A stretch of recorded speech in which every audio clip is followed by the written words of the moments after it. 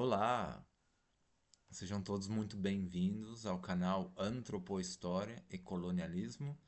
Eu sou Vitor Collins, antropólogo, e nós vamos seguir com o nosso curso Galileia e a Revolta Judaica, Império Romano, Nazarenos e Judeus, o conflito que conformou a Era de Peixes. E, bom, claro, e esse assunto numa abordagem que ainda não te contaram. Ou seja, eu convido a todos a ficarem no canal até o final do curso. Dê um joinha, subscrevam ao canal.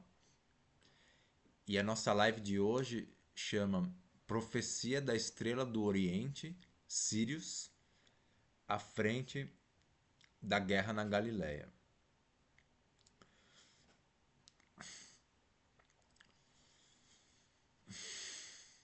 Assim como um dos centrais motivos para a guerra na Galileia ser uma disputa para definir qual modalidade de cultura seria a autoridade dominante sobre o mês de Peixes, dentro do grande ano do zodíaco.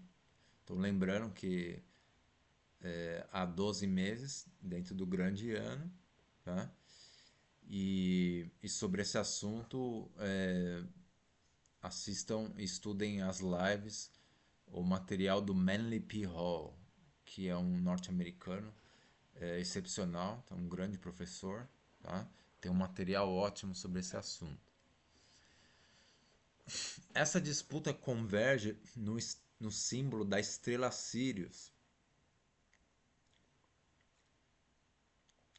não só no símbolo, como na sua influência esotérica, já que a ancestralidade alquimista advinda da terra de Cam,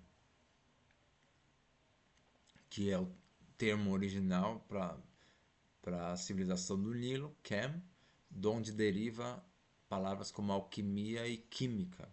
Tá?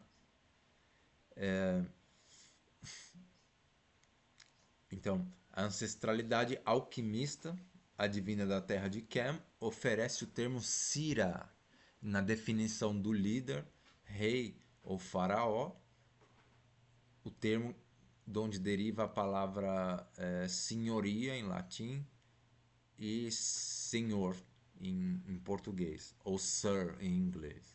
Né? Como os megalitos e pirâmides na terra de Cam foram construídos em alinhamento com Sirius A, B e C,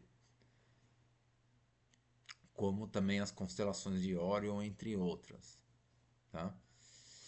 Bom, então, na constelação de Sirius há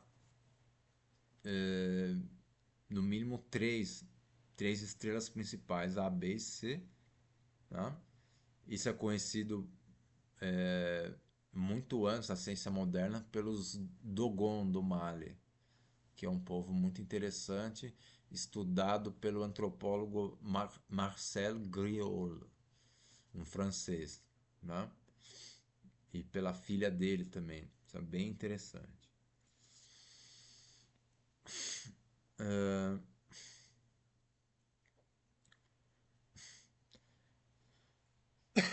Perdão. E a modalidade imperialista da cultura, cujo culto central é o do Messias, sob o culto solar Aton, Leão de Judá, também se apropriou desse símbolo que figura à frente dos regimentos militares no Egito Imperial, como também estão relacionados os termos hebraico Davud ou latino Davi.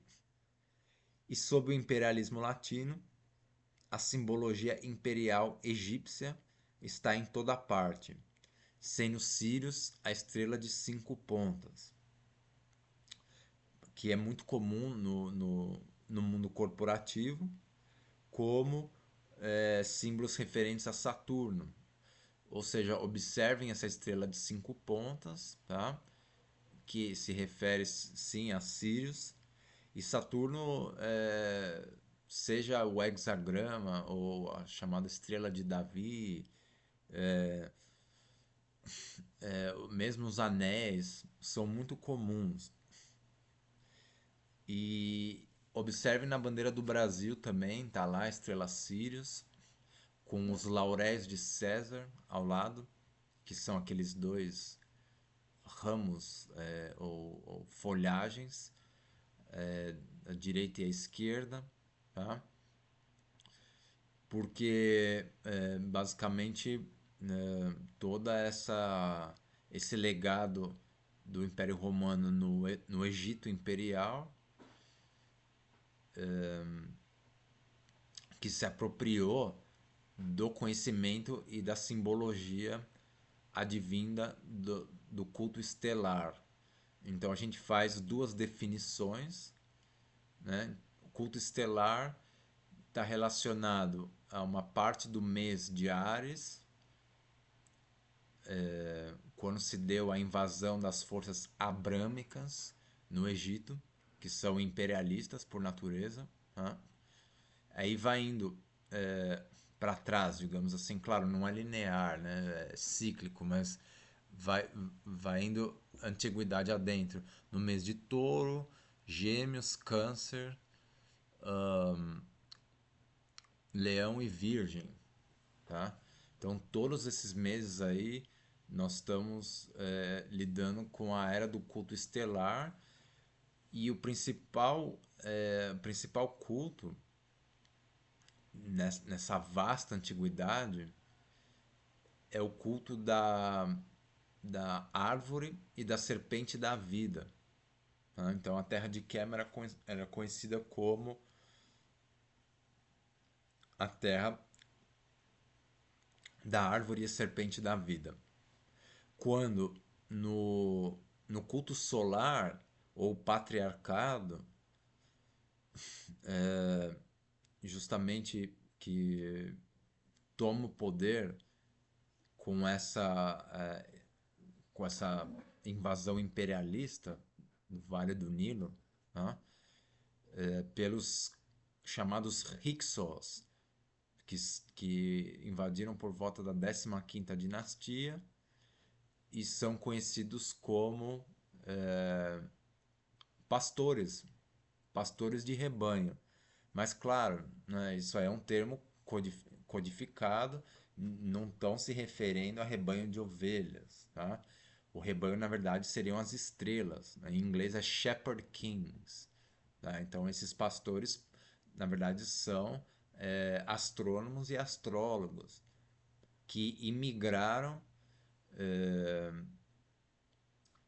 do Cáucaso, das montanhas caucasianas, tá? Então também são conhecidos como pastores da montanha, e isso está codificado na Bíblia como a história de Abrão, tá? Abrão não é um indivíduo histórico, tá? É um termo, Abram ou Abram, codifica o sentido de pai Áries, ou seja, no mês de Áries essa cultura, essas forças que migraram das montanhas caucasianas, na Bíblia vai falar Ur, na Caldeia, tá? Que é muito perto, e é no Cáucaso, tá? Ou muito perto. Enfim, migraram até adentrarem o Vale do Nilo, na terra de Quem, e era uma cultura tecnologicamente avançada, tá? Com carruagem, cavalos, arco e flecha. Então, assim, uma cultura militarizada, instalou lei marcial na terra do Nilo, tá? E se deu no mês de Ares, tá? E trouxe o culto de Seth, ou El Shaddai, que está relacionado a Saturno, tá?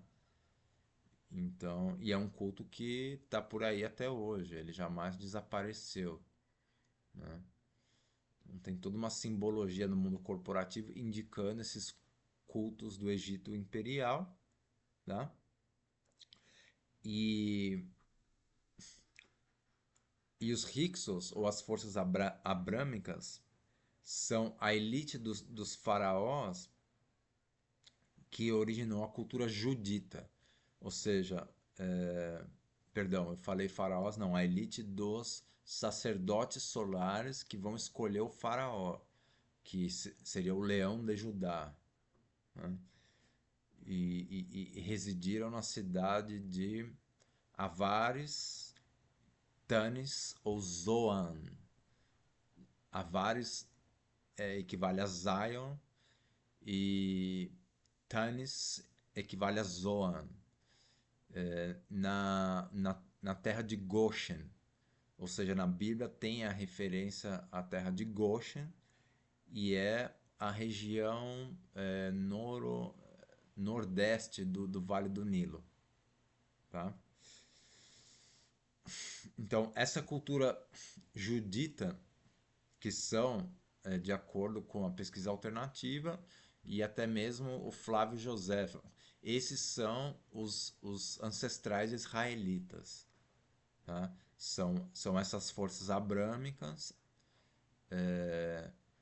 que tomaram poder como uma cultura imperialista de sacerdotes solares e que apontava o faraó. Tá? Então eles eram poderosos, predominantes e também opressores. Tá? Eles instalaram lei marcial. Ou seja, o que a gente ouviu no sentido de os israelitas foram escravizados no Egito, Moisés brigou com Faraó para tirá-los de lá, o êxodo. Na verdade, tudo isso é uma grande propaganda para esconder a verdade, que eles eram as forças dominantes e eles se impuseram de uma maneira imperialista à força e eram uma cultura realmente poderosa, de aristocracia militarizada. Tá? Então, confiram a obra do Ralph Ellis sobre isso, mas esse tipo de especulação de que a gente foi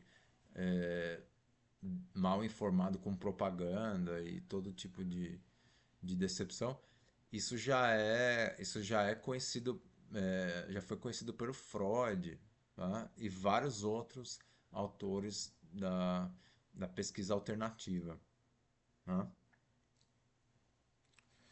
Então, essa cultura judita, as forças abrâmicas, se fundiu com os levitas, que os levitas são o povo de Moisés, faraó Akhenaton, que formaram a cultura solar quando eles tomaram poder na cidade de On, Heliópolis, tá?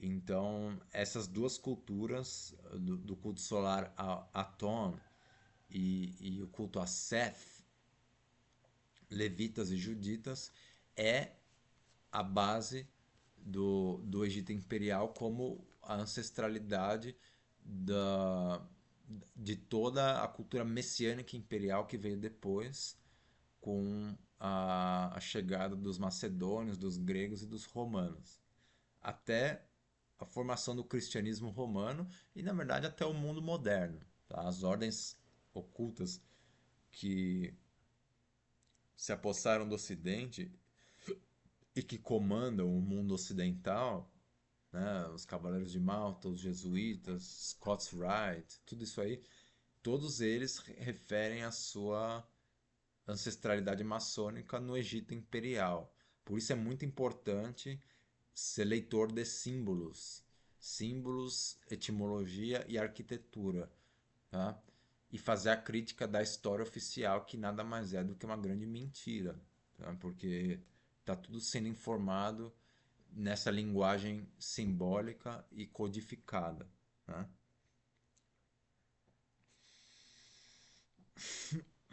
Então, como eu falei, né, o mundo corporativo é onde as elites informam a sua agenda e a história da sua tomada de poder no Ocidente, desde os tempos do Egito Imperial.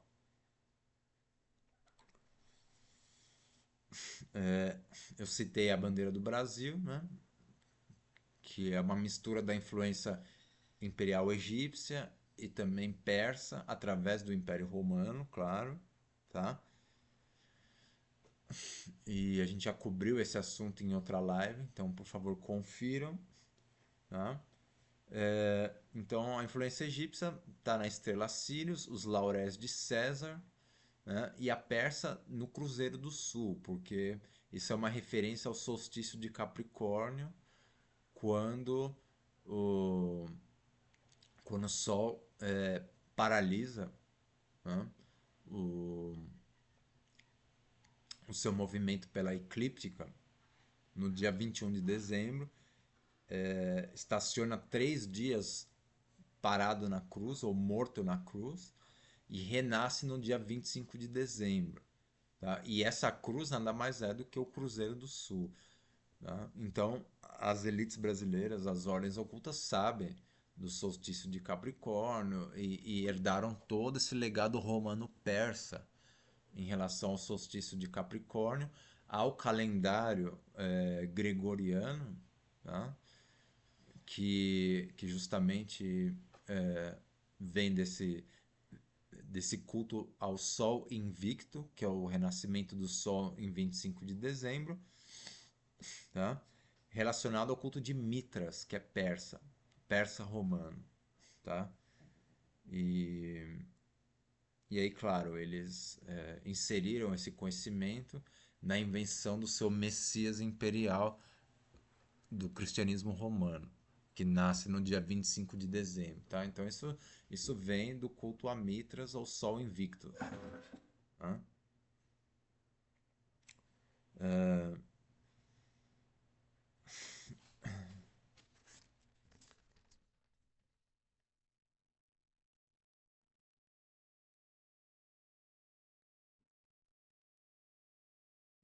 Assim como a cidade de Brasília e Washington, D.C., foi arquitetada por maçons cujos ancestrais maçônicos advêm do Egito Imperial, especificamente a dinastia de Amarna com Akhenaton e Nefertiti. Então isso é conhecido, né? Que essas duas capitais aí são inspiradas e baseadas através das ordens ocultas na cidade de Amarna do Egito Imperial, da 18ª dinastia, que é uma dinastia que construiu Amarna na base da opressão, tá? Então, eles eram meio populistas, esse casal, Akhenaton e Nefertiti, gostavam de andar nu em público, distribuíam honras e prêmios para os seus oficiais em público, usavam joias, mas eram opressores, né? Encontraram muitos esqueletos de trabalhadores que trabalharam até que morreram trabalhando para construir a Marne, na base do sofrimento mesmo, tá? E aí, claro, com a tirania do Akhenaton mandando fechar os cultos da cultura estelar de Kem na base da força, né? Fechar os templos e paralisar esses cultos, um dos faraós, que agora me escapa, ficou encarregado de combater a dinastia de Amarna, né? Que foi forçada a sair do Egito em êxodo. Então, esse êxodo, de acordo com a pesquisa alternativa, foi parar em Roma, tá? Possivelmente através da Grécia também. E a fusão da dinastia de Amarna, a 18ª egípcia, com os etruscos, que são os ancestrais do Império Romano. Houve a, a preparação, o embrião do que seria mais tarde o Vaticano, incluindo aqueles crânios alongados e aqueles extraterrestres esquisitos por trás da dinastia de Amarna. Tá? Então, enfim, tudo isso é muito válido pesquisar, porque está muito presente no mundo moderno ainda. Tá? E no centro da astrologia e o nosso sistema solar como na astroteologia hermética, que a gente já cobriu num curso sobre isso, né? A cultura hermética versus a cultura do demiurgo imperial. Sirius é o parente, pai e mãe do nosso Sol, sendo dito pelo Walter Cruttenden, que vale muito pesquisar, tá?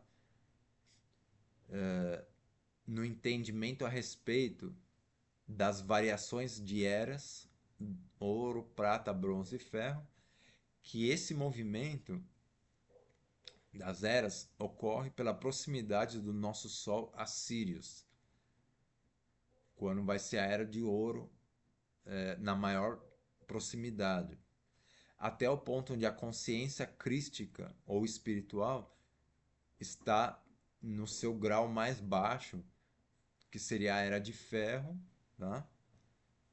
Com a maior distância em relação a Sirius. Ou seja, nós estamos agora saindo da era de ferro, tá? O, o momento mais crítico da história, onde a consciência espiritual teve mais baixa e trevas generalizadas, foi a Idade Média. E mesmo no mundo moderno, né, com as duas guerras mundiais, tá? Então, nós estamos saindo da, da, da Idade de Ferro em trânsito em direção ao mês de Aquário, tá? Ou seja, com a reaproximação do nosso Sol a Sirius, o fluxo da luz cristalina do parente ao filho intensifica, e com isso ao retorno da consciência crística para a Terra, que estará presente entre peixes aquários. Esse é o verdadeiro sentido do retorno de Cristo. Tá? Não é o retorno de um Salvador universal ou de um Messias que vai salvar a humanidade, mas o retorno da consciência crística, onde a humanidade tem a oportunidade de evoluir espiritualmente, inclusive até a iluminação, já que o nosso Sol está se reaproximando de Sirius, tá? Várias práticas que, que baseiam a consciência crítica estão se tornando mais populares, né? Quando na Idade de Ferro elas foram perseguidas, né? Através dos gnósticos, os cátaros e os alquimistas que tiveram que ir para a clandestinidade. Então isso está mudando agora, tá? E então o retorno da consciência crística que tende a expandir na, na, nessa transição para o mês de Aquário.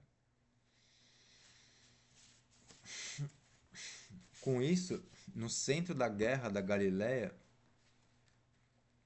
estava a profecia do nascimento de um Messias entre a ordem nazarena, do Cristo Rei, em meio a uma cultura baseada em astrologia, a consciência crística,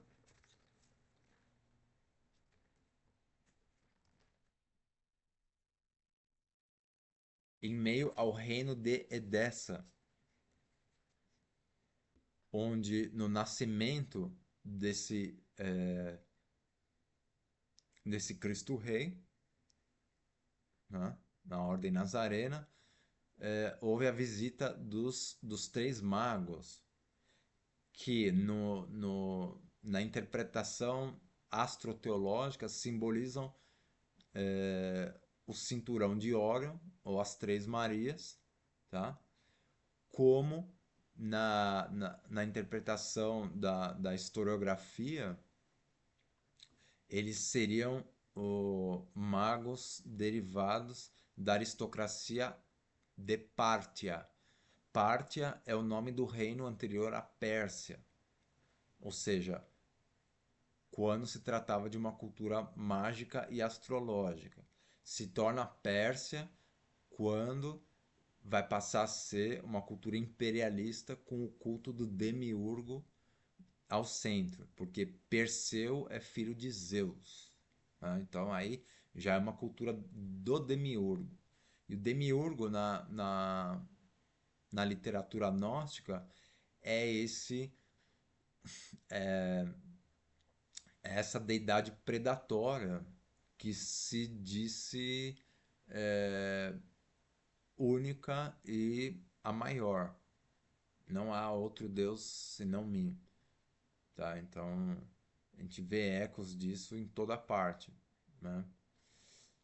No chamado monoteísmo, que também não é o que nos foi dito, tá? Assim como tem essa diferença entre a cultura helênica com o símbolo solar de Hélio ou Helios, tá? Que é o símbolo presente naquele zodíaco, nessas nesses slides, tá? Que a gente está observando, tá? E a cultura helênica é de influência quemita, tá? da, do Vale do Nilo. Tá? Então é uma cultura astrológica e mágica. E, e aí da cultura helênica, que inclui os mistérios de Eleusis, né? Famosos, vai passar a ser Grécia, onde já impera o culto a Zeus, que é o demiurgo. Tá? Então tem essa diferença muito importante aí. Ou seja, os três magos de Pártia serviam a aristocracia de Pártia, né, que estava vinculado com o reino de Edessa. Reis e rainhas de Pártia tinham um vínculo com reis e rainhas de Edessa, como o rei Abgaros, ou a rainha Helena, né, assim como Isas e Maria Madalena. Então, no trabalho de Ralph Felles, a Ordem do Nazareno é uma ordem de reis e rainhas. Tá? Isso não é uma metáfora. Nós estamos falando de um reino que foi redescoberto na pesquisa dele, chamado Reino de Edessa, que é ali na região da Síria, passando o rio Eufrates. Tá? Ou seja, os três magos vieram para o nascimento de um futuro rei da própria ordem deles, né? Que compartilhava esse elo com o reino de Edessa.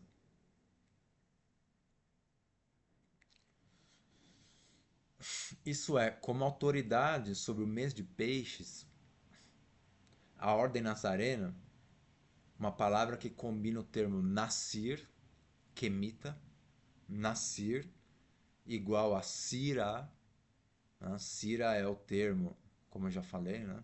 Anterior a Faraó, né? Os líderes antes da tomada de poder abrâmica, os líderes são chamados de Sira, aí depois se torna Faraó com os gregos, tá? Então, Nasir igual a Sira, que igual a Sírios. Então, Nazareno combina Sira com o hebraico ou aramaico Mazarot, que é igual a zodíaco, tá? Então, caso a ordem nazarena tivesse liderado a direção da cultura e mesmo da história sobre o mês de peixes, isso seria baseado em levar os mistérios como Santo Graal e a evolução da consciência crística adiante. Como estávamos na Idade de Ferro, na época no tempo da guerra na Galileia, e um dos motivos centrais dessa guerra era definir qual cultura, qual modalidade de cultura tomaria o poder e seria líder no mês de peixes. Tá? Então, como estávamos nesse tempo da guerra na Galileia, na Idade do Ferro, e a consciência espiritual se encontrava na regressão, as ordens gnósticas e alquimistas estavam sendo perseguidas. Por isso que a biblioteca de Nag Hammadi foi encontrada dentro de um jarro, né? Porque é, sob a perseguição imperialista, eles tiveram que esconder toda a literatura para não ser destruída, né? E, bom, e com a tomada de poder por Roma, a, a ordem, a ordem cultural passou à submissão do culto ao demiurgo, repressivo, opressivo e regressivo. Ou seja, como nós vimos, o cristianismo romano é a união entre o culto ao sol, aí tem três termos: Aton, egípcio, Aiusos, que é o grego, e sol, latino, né? Em união com Júpiter, né? Aí nós vamos ter a união, nós vamos ter a junção do termo Aiusos com Zeus, Júpiter, que se torna Jesus. Aiusos e Zeus igual a Jesus, né?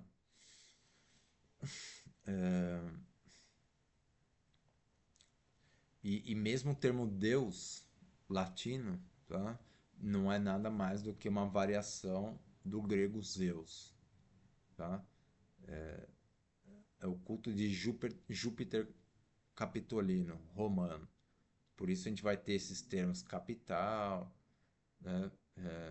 Tanto como cidade, como o sistema monetário, tá? Tudo isso vem do Império Romano, gente, tá?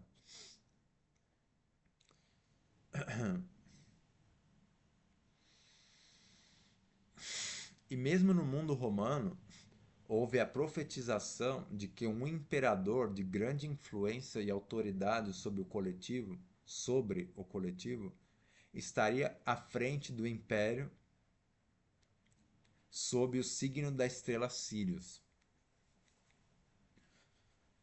No caso romano, com a tumultuosa vida imperial baseada em expansão e domínio, agressivos e violentos, intrigas em meio às elites, o Senado, etc., como o autoritarismo de Augusto e a loucura crônica de Nero. Outra razão para a revolta judaica a, foi essa obrigação imposta pelo Augusto, imperador, que a população judaica registrasse o seu nome sob a coroa latina, ou seja, tivesse uma certidão de nascimento, idêntica como existe hoje em dia. Isso foi imposto pelo Império Romano. E claro, isso era muito estranho à cultura judaica, que recusaram e se rebelaram, tá? Então esse assunto já foi tratado numa live chamada é,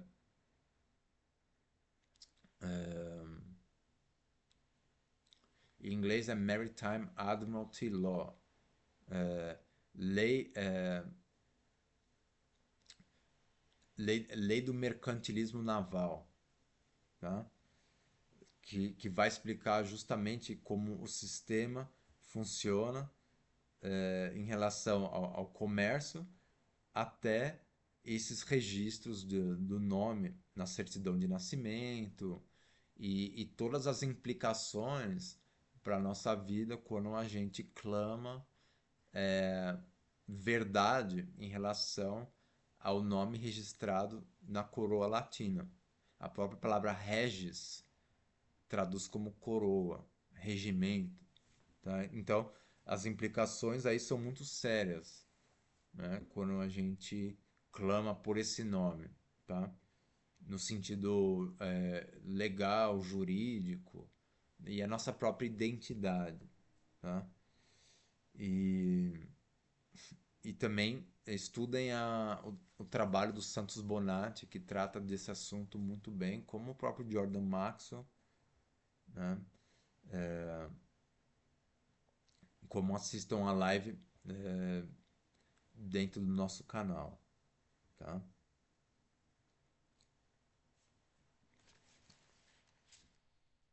Então, a definição do líder romano, é, em meio àquela loucura na, no tempo da guerra na Galileia, com,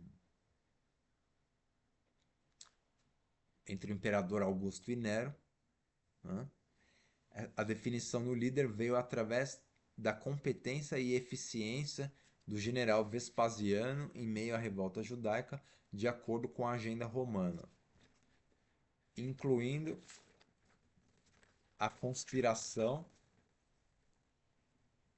junto a Flávio Joséfo, que na época era embaixador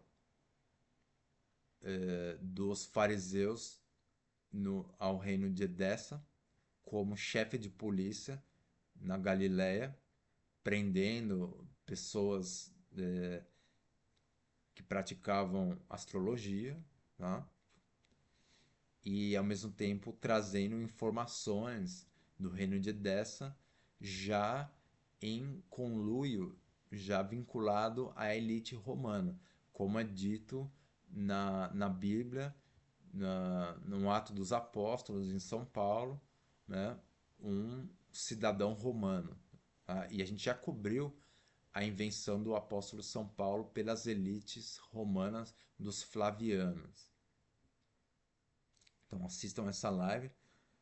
Então, com a conspiração entre Vespasiano e Flávio Joséfo, o cercamento do território por Roma, o estilo traiçoeiro da política com os impostos, como a animosidade e inimizade total entre Joséfo, Roma e o reino de Edessa, aconteceu que, com a tomada de poder de Roma, graças à traição de Joséfo e à conspiração deste com os Flavianos para destruir a ordem nazarena e ocupar as terras do reino de Edessa, um general sem qualquer vínculo aristocrático se tornou imperador e santo, à maneira dos messias imperiais egípcios sob o culto ao sol, o Aton egípcio. Isso é, Roma não conseguiu indicar o próximo imperador advindo da elite, da aristocracia, das linhas de sangue reais, porque tava uma confusão danada e conspirações, assassinato de imperador, tá? Corrupção no Senado. E aconteceu algo inédito, que é justamente um camponês que foi amansador de jumento, foi um muladeiro. O Vespasiano, em consequência da competência como general na Guerra da Galileia, ao lado de conspirar com Flávio Joséfo, né? Então, lembrando que a tomada de poder de Roma na Guerra da Galileia, a tomada do território, a imposição da agenda romana com taxação por impostos, tudo isso que ainda predomina no mundo hoje, infelizmente, né? Aconteceu com essa incrível conspiração ao lado do Flávio Joséfo, que traiu a ordem farisaica, dispôs todo o conhecimento e experiência como filósofo judeu grego gnóstico, tá? Então essa é mais ou menos a formação do Flávio Joséfo, tá? E, e, e na união com a elite romana dos Flavianos, inventaram o apóstolo São Paulo como produziram as escrituras latinas, a Bíblia latina, tá? Assim como essa religião corporativa romana, o cristianismo, a maneira dos da tradição do messianismo imperial desde o tempo dos Césares no Egito Imperial, sendo consagrados como Messias ou Divi-filhos, isso é, ungidos com óleo dentro do templo ao sol, o templo de Salomão, o Sol On. Essa tradição se manteve, tá? Então, desde Alexandre o Grande, Ptolomeu, até Júlio César e Augusto, e aí seguindo a Vespasiano. Nessa mesma cultura, houve também o ritual de santificação do imperador. Tá? Então vocês podem ver aí no slide que após a Guerra da Galileia, a revolta judaica, o Vespasiano foi consagrado imperador como santo, tá? E, e aí essa santificação vem da cultura messiânica imperial. E com isso eu não estou dizendo que todos os santos do cristianismo vêm da religião corporativa. Não, não é verdade, tá? Existem santos que vêm da cultura popular, que aí é uma situação muito diferente, né? Por exemplo, me escapa agora.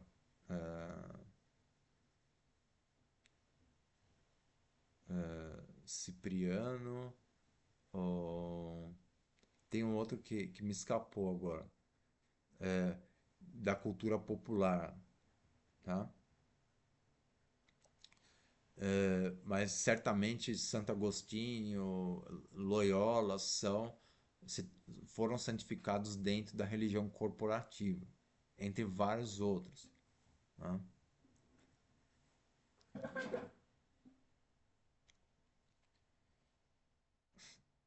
E com as ordens ocultas latinas sob o controle das escrituras, de sua religião, ficção corporativa, o domínio imperialista sobre um vasto território, né, do Egito até a Síria, né?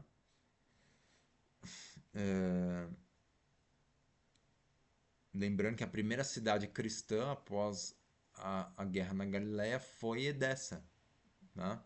Então essa cultura siríaca depois na terra depois do rio Eufrates, justamente com o exílio da ordem nazarena e do reino de Edessa, né?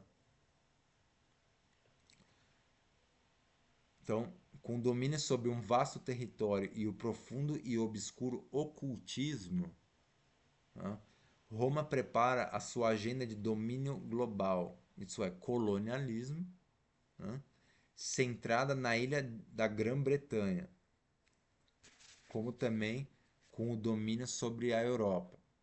Tá? Então, o que acontece é a, a experiência romana com Vespasiano e Tito na Guerra da Galileia,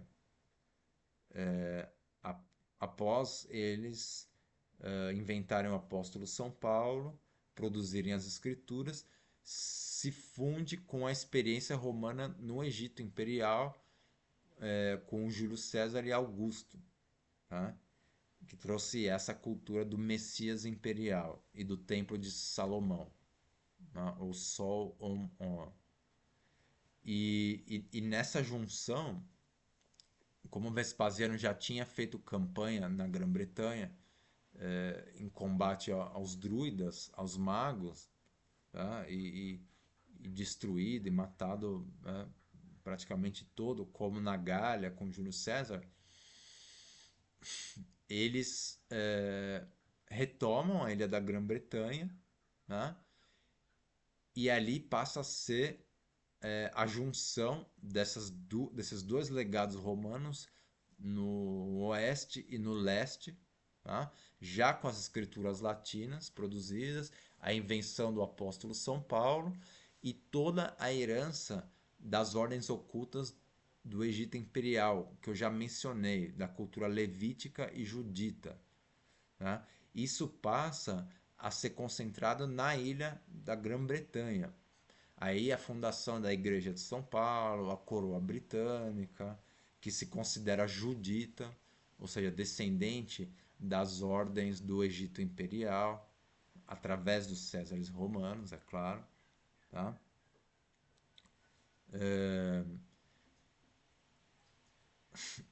E com a concentração desse poder e a fundação da Igreja de São Paulo, esse poder vai se basear também nos concílios de Constantinopla e Trento, como no conflito militar diante do Islã, tá? Então, essa é a preparação para o que viria a ser na dinastia Tudor, Elizabeth Tudor e o mago John Dee, por volta. Bom, um pouco antes das navegações, com Colombo e tudo mais.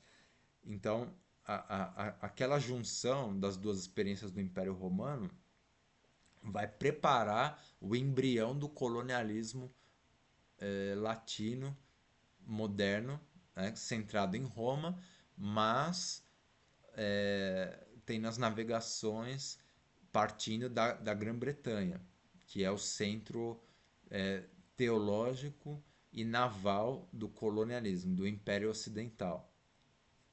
Tá?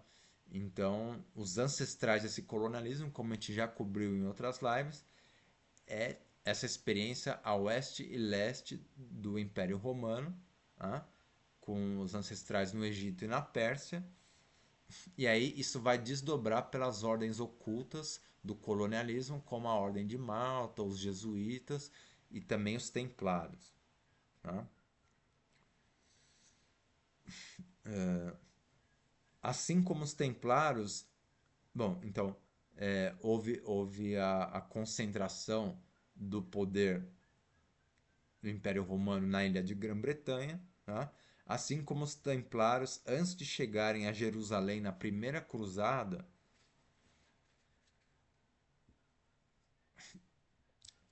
foram antes para Edessa. Isso é, ao invés de descer, digamos assim, até Jerusalém, na Galiléia, tá? Eles tomaram um caminho rumo a Edessa, que é depois do Eufrates. E aí a gente precisa perguntar, bom, por que isso? Né? E a resposta dada pelo Ralph Ellis é da maior importância para todos, né? Já que os segredos da natureza aristocrática e astrológica desse reino, como da ordem nazarena, a natureza dos mistérios, como o Santo Graal, a consciência crística, fora conhecida pelos templários. E com isso, né, tendo em mãos esses segredos que permaneceram ocultos e foram deletados da história sob o controle do Vaticano por 2000 anos, os templários tinham o poder de implodir a corporação religiosa que é o cristianismo romano e mesmo expor toda a fraude que se baseia o Vaticano.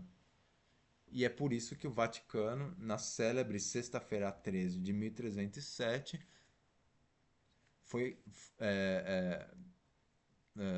se forçou a perseguir, capturar e destruir a Ordem dos Templários. Né? Em outras palavras, os Templários conheciam os segredos que poderiam destruir a ficção do cristianismo romano baseado no apóstolo São Paulo, já que os fundadores do cristianismo romano e a base do Vaticano foram feitos pelos arqui-inimigos da Ordem Nazarena e do Reino de Edessa.